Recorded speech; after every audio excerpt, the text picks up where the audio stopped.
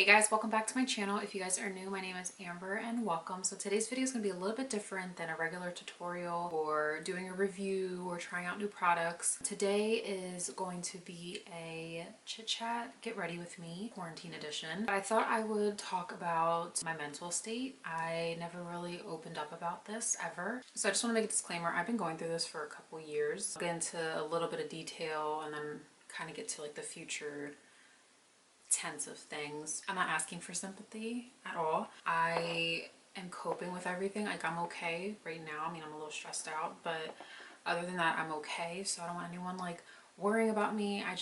I've never dealt with it before, and the fact that I can cope with it on the level that it's at right now, I'm happy and I want to share that. I will list all the products that I use in the description box below in the order that I use them, links so you guys can find that out, but I'm not going to be like showcasing like what I'm using. I never thought I would deal with any type of anxiety or depression. I do want to make a disclaimer. I was not medically diagnosed. I started to notice a lot of change in my behavior and just my overall emotions. It didn't come out of nowhere. I mean, there's a lot of things that I feel like triggered me to become more emotional. It was definitely like a big change for me because I've never dealt with that. I mean, it's one thing to be emotional over the little things, but when big things happen in your life and it takes an emotional toll on you, I think it's kind of like an eye-opener. I think what really set off my emotions and made me feel like a little lost in life was when my dad was unexpectedly diagnosed with stage 4 lymphoma. I think that really took a toll on me personally. If you guys don't know, my dad raised me. I'm a daddy's girl. He's a single parent and I've always been by his side, and if you guys can relate on that type of level, it's very challenging to watch someone you love and admire so much go through something like cancer or anything more traumatic. But yeah, I believe that's when everything started. I mean, I'm not gonna lie, out of high school, I was very stressed out about what I wanted to do with my life, but I think everything else that I'll mention kind of just added to that fire. I always had to think of the future, like what would happen if this, and I know we have to live in the moment, but sometimes you do have to mentally and even just physically prepare yourself to whatever is to come. I will be honest, I've had plenty of mental breakdowns during that time, and that's around the time that I really had to take a break from social media, just step back a little bit and focus on myself and focus on my family and my dad and just like little things like that. I just really held back when it came to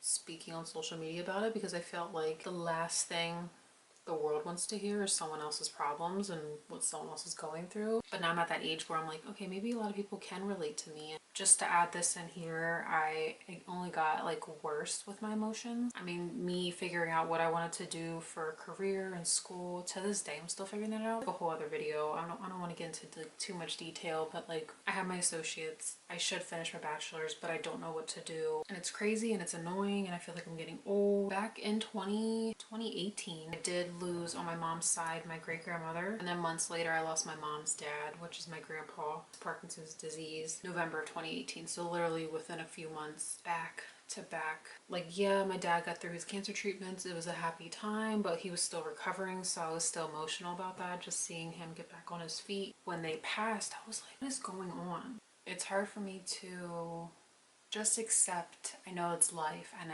everyone's like, well, it's life, people pass away, a new life is created. Like, I understand that. Clearly not everyone can live for forever. Physically, it's just there's such a big difference with the physical presence of somebody that you really love. I have a very hard time coping with that, dealing with situations of when people pass, like how to get through it, especially when they mean so much to you. Last year of May, so 2019 of May, my dad's dad, so this is months after my mom's dad, my grandpa passed, my pop, which is my dad's dad, passed away. He was just tired of, look, I'm gonna get emotional.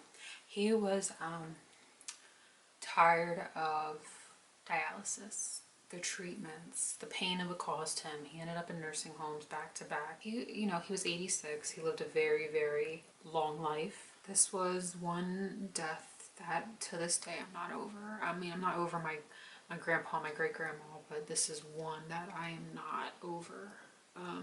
Yeah, to this day, clearly I'm dealing with the emotions. It sucks. It really does, because when you see someone every single day, I literally saw him every day.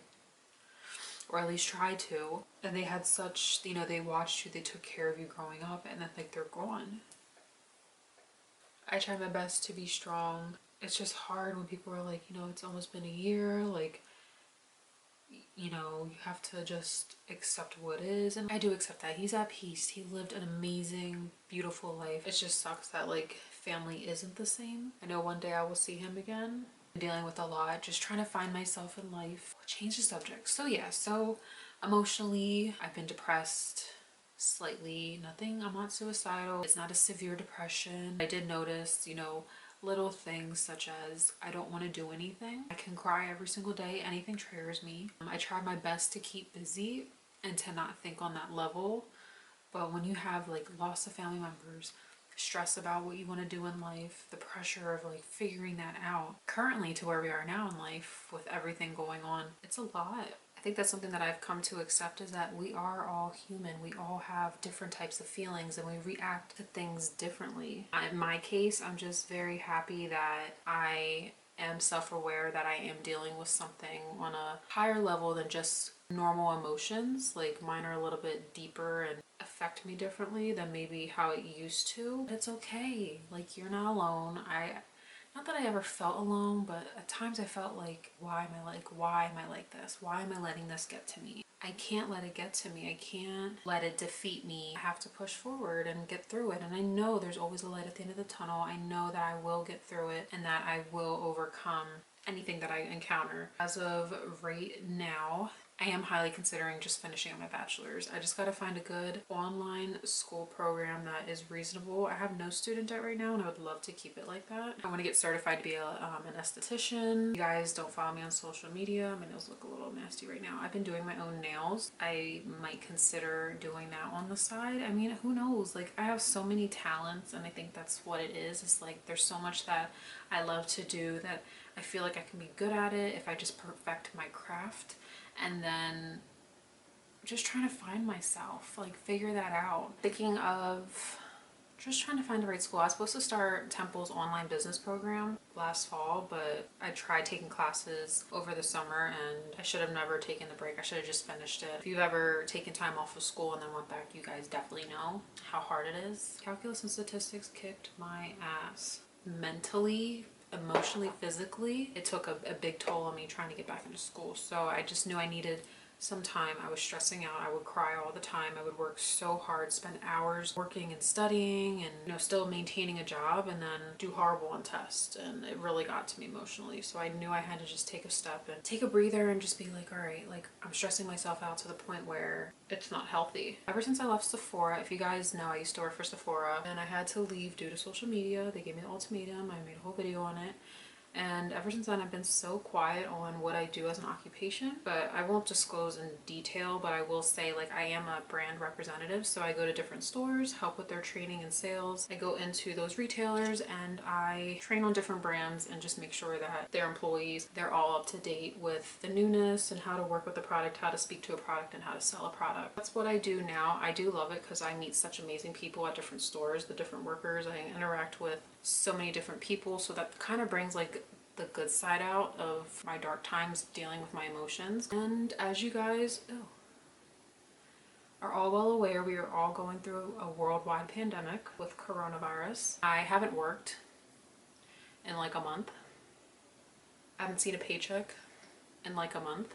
I filed 1099s. The downfall to all of that is in the state of Pennsylvania, and I think there's a couple other states too, those who are considered self-employed, who file 1099s, freelancers, makeup, you know, you name it, all of those people can't file for unemployment right now. I know I'm not the only person dealing with this type of stress, dealing with this type of emotion, but it's very frustrating. If I could work, I would work. It's not like I'm being lazy. The state said that they are waiting for instructions from Washington, D.C. on what to do for those who, like me, file 1099s or who are self-employed. They're supposedly trying to redo the whole website so they can make that eligible. So I know eventually it'll happen. Yeah, that's my feelings right now. I hope everyone is staying safe. I live in Pennsylvania, as I mentioned, so our cases are gradually rising as we speak. Just stay home so we can attack this full force and just be done with it quicker than what we want it to. I'm very realistic about things, so I'm not like, oh, everything's gonna open by this date. Like, I have a realistic mindset. So that's why I think I'm so calm. This took me a lot to film this. I wanted to film this video back in January, but just wasn't ready to share this side of me, to open up about my mental state. I can't tell you how to deal with your emotions, but I mean, no, you're not alone. Even though in times like this, you may feel alone. Of course, I have my family. I have Derek, who has been amazing. Just know that there is someone willing to listen, and there's so many ways for you to just speak to somebody, whether it's a friend or whether it's a stranger. I definitely will say, whatever you're going through, there's someone out there that is going through something similar. So just to finish off this video, I know a lot of us are at home. I mean, there's a lot of people out there working who are essential. Derek right now is considered essential, so I really worry about him. Definitely just practice those safe social distancing. Just keep positive, stay strong. So hope you guys enjoyed my video. I'm like so anxious to post this, but I really just wanted to share that side with me. I will be okay. It's just something that's new to me, and I'm happy that I'm self-aware, that I am mindful to what I'm feeling and what I'm going through, and I know I'm not the only one. I hope this video can be relatable to you guys. But yeah, so I will see you guys in my next video, and stay safe. Bye guys.